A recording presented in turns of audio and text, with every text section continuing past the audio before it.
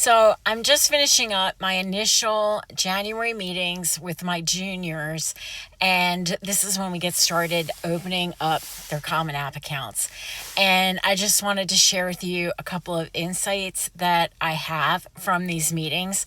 First of all, they're all very excited. I mean, it's finally here. They've been thinking about college and planning college and talking about college, and now it's the beginning of the real part of it. It's the beginning of them opening up their Common App account.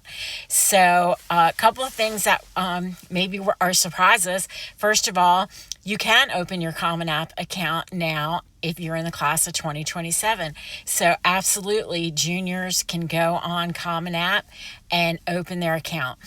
And I like to do it now because I do not like to be stressed out. I do not like my students to be stressed out. And so what I always tell them is we do this in little pieces, and before you know it, it will be the end of your junior year and you'll have your Common App basic information completed, and then you can spend the summer doing summer things and hopefully working on supplemental essays for the different colleges.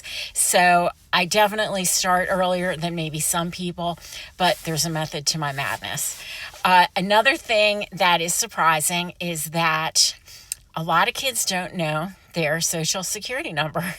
And you don't have to have your social security number on the Common App, but eventually you're going to need it for like FAFSA and all kinds of stuff. So if you're thinking of it, just, memorize your social security number. And also, you all might be surprised to know as parents how little your children know about where you work, where you graduated from, what year you graduated from, what degree you have. There's all kinds of personal family information on the Common App, and your kids don't know a lot of it. Sometimes they do. You might be pleasantly surprised, but that's another kind of thing to think about. So one caveat to all of this Common App stuff for juniors is I ask them to not add colleges yet to their Common App accounts. Technically, you can, but I just feel like it messes the water a little bit too early. So the way it works is you open your account as a junior, fill in the basic information that you can, and this will include eventually the activity list and the Common App essay. They won't release what the class of 2027 Common App essays are probably until March. But in all that information that your kids put in the Common App, that will be there.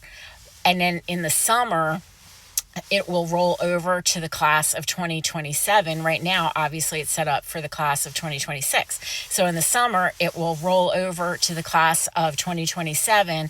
And once it does that, then I tell the kids, go ahead now, and we can start adding colleges.